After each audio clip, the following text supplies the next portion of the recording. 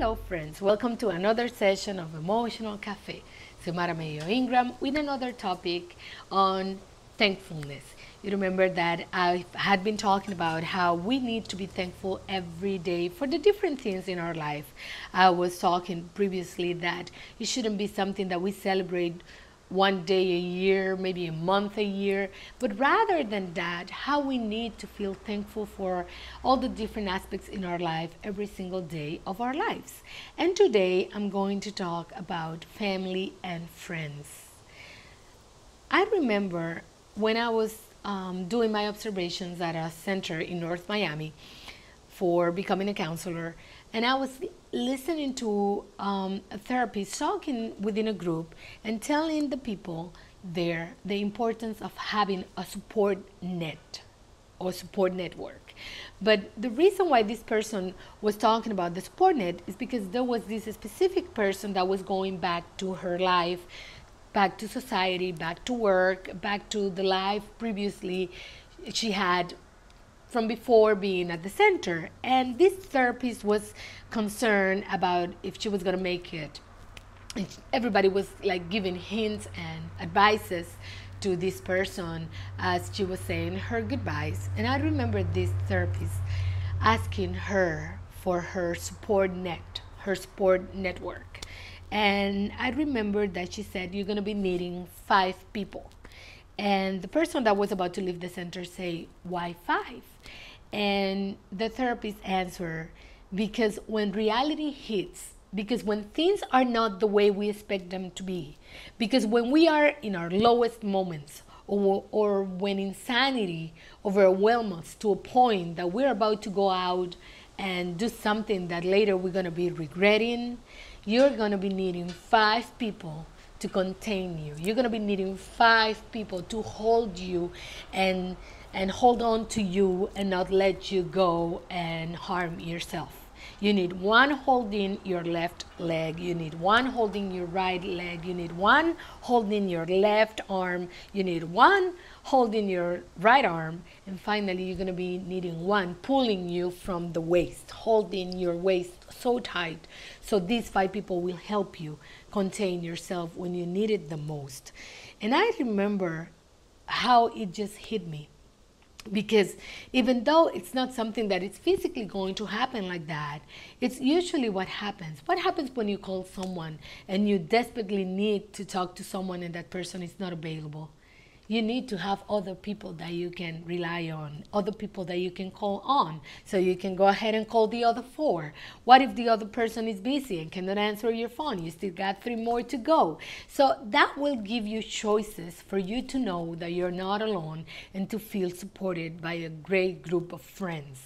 Now, I understand that sometimes we feel that we don't have enough friends. And I remember watching something that it's not about the quantity of friends you have, but the quality of friends you have. Amazingly, sometimes we are going after friends who are toxic, people that cannot give us actually not even a feedback when we need it the most. But what about those friends that have been there your entire life, or maybe since a day in your life, they've been there, they've been loyal, they've been showing you they care, they've been showing you that you can rely on them and you can trust them. What about those friends? Be thankful for those friends in your life. Let's talk about family. And this is the part that sometimes we struggle with, especially because maybe some people have been raised in a family that it's a loving family, a very functional family, and they have grown up feeling loved and supported, and they feel that they had everything that they needed in that family. But what about when you come from a dysfunctional family? What about when you've been in a family that the patterns that you've seen have kind of affect you in a way that you have been seeing how you repeat these patterns on and you have not been able to break them. And rather than being thankful, you are resentful about the kind of family you had. What about if you didn't have any family? What about if you were an orphan? What about if you grew up in a center with other kids that didn't have any family? What about if you had been abandoned by your family? How can you be thankful for your family then? Well, it turns out that some people in our lives become family even if they are not our biological family members. There are people that come to your life and regardless the difference of age, they become family.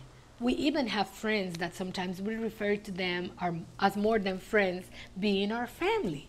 So that means that we need to redefine our concept of family if that was your case. If your case was that you didn't rely on a good family or the family that you wish you would have had, you need to redefine your concept of family. You need to understand that sometimes the family members that we had, they just do what they learned to do because that was what was done to them.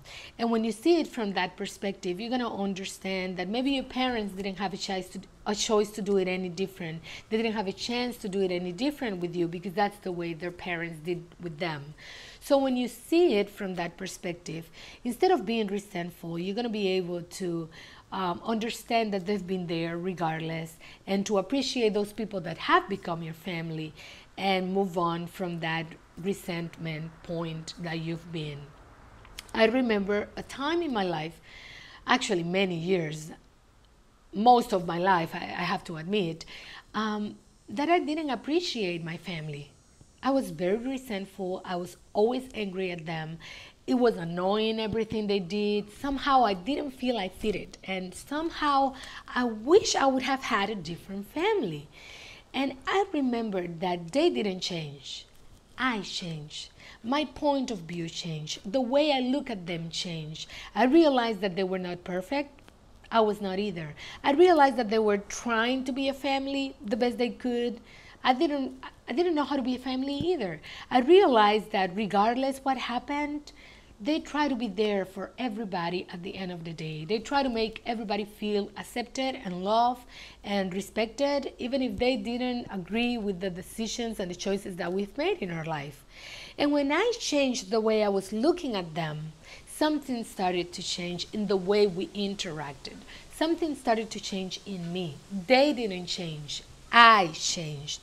So maybe it is the time for you to consider what's the kind of view that you've been having about your life, about your family, about your friends. You don't have the power to have anybody change, but you can change yourself. You can change the way you look at them. You can change the way you see your perspective, your situations, your circumstances. You can be grateful that they've been in your life. You can be thankful for the times that they've been there that you've needed them the most. And instead of always thinking about the things they didn't give you or the times that you wanted them to be there and they were not, try to keep in mind the positive things about those people. And let's move to the worst scenario ever. Let's imagine you didn't have a family. Let's imagine that you don't even consider that you have many friends. But think about this. When things get tough, can you think of a name you can call? Someone you can call and talk about what's going on? Can you think at least in a person that is there for you?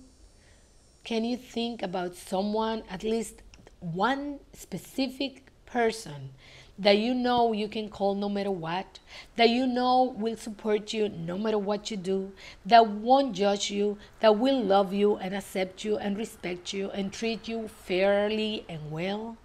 Just one name. If you can think of one single name, then you have a reason to be thankful for. Be thankful for that specific person and make adjustments and changes. Open your circle, meet people, give them a chance. They're not perfect. Nobody is. You're not perfect. I'm not perfect.